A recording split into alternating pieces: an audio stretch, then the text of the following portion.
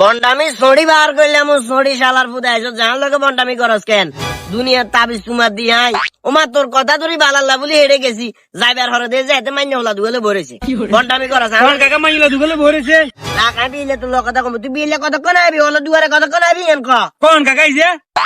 আরে তোলা তো কথা কই জানি না কথা কই দেওয়ার এরপর কিনলে বারবার ভাগ করলো ওরে বাতি যায় টাঞ্জেবি লাগায় হাজি গামটা লাগায় কোথায় গেছেন কাকা? গেছি গুনিনের কাছে হ্যাঁ আপনার আবার কি সমস্যা? গুনিনের কাছে গেছি বাচ্চার লাই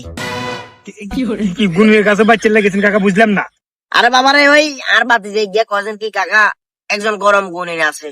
এতে বলে মাড়ি রে এনে করে ধরে বলে ফুসফাস করে কি হুমাইতে বলে মিষ্টি হয়ে যায় দুনিয়ার আলতু ফালতু দুনিয়ার আজগবি যেগুলা হুনবের কথা এগুলা বেকাতে আর শুনেছে যা শুনছি হুনবের হরে গুনিনের কাছে গেছে যাইবার হরে তুই আর তুরে বলছি হ্যাঁ ইয়া কইছি বুঝছিস মানে এটা মনে হয় নিয়ম জ্ঞান, কোনটা নিয়ম মানে দুই হাত দূরিতে বইবের নিয়ম। এটা আমার নিয়ম কারণ আমি খবিসের লগে বসি না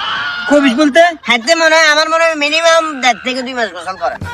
কি বাজে গন্ধ বার হাতের গা হাতুন বাজে গন্ধ বাইর হলে হাতের কাছে গেছেন কিনলাম নিয়ে। আরে বাবারে গেছি তো বাচ্চার লাগে কথা শেষ করি না যা খেটে গেছি যাবার ওরা হাতের বলে প্রথমে এন্ট্রি ফি বলে এটা 501 টাকা দিতে হইব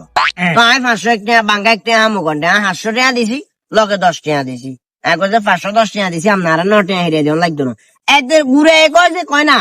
কাগজের নোট দিতে হবে একটা পয়সা দিতে হবে একটা 500 টাকার এটা কাগজের হইতে হবে আর একটা শিখি হইতে হবে এবার আমি কোনটা যাবো বাতি যা নিয়ম যাক এটা হাতে নিয়ম বলে হ্যাঁ এবার লগে দোকানে কেন আসলে হেঁটে যায় টুনি চানাচুর খাইছি ফরফর লোগা নটে আনি একটিং এগুনারি যা বাইয়ে যার গে মিয়ারি খাই হাতে তোর কোন রকম একটিং হইছে কারণ লই 500 একটা মিলাই দি হাতে দিছি দিবার ওরে হাতে ফট করে আর হাতে কাছে রে বাবু দিচ্ছে আগে এনে দিছি দূরে না এভাবে দিছি হাতের চাইছে চায় কয় যে আপনি তো বিয়ে আরেক করবেন